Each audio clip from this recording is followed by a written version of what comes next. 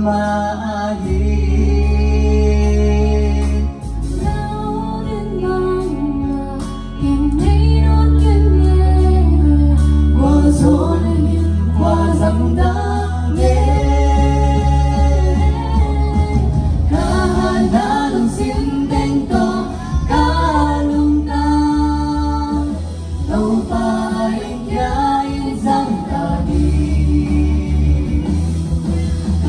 Kim nang gây na bằng tingin kung ibiyahin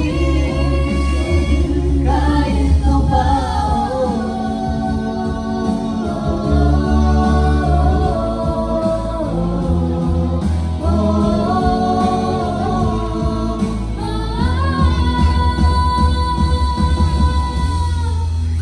Hãy dán tan nang mamuangin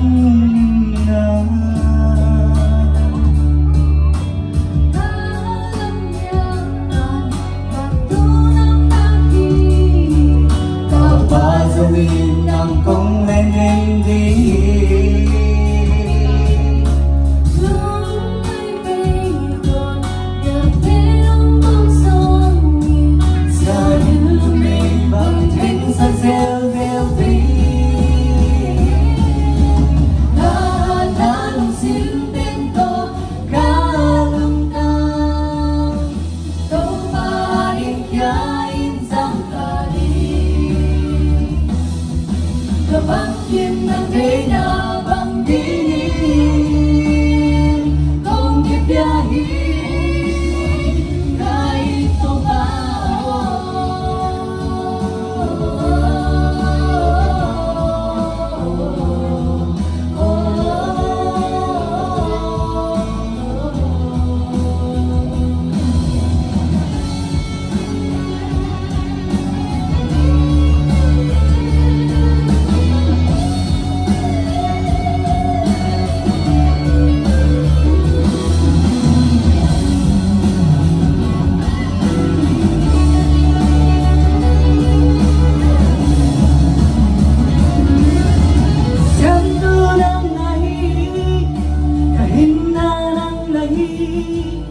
Penting kong palaw diyan, paglingamin kong pagpalaw diyan.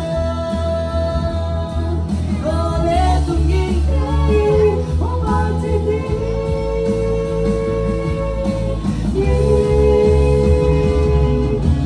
dahan-dahan sinteng to kalungkang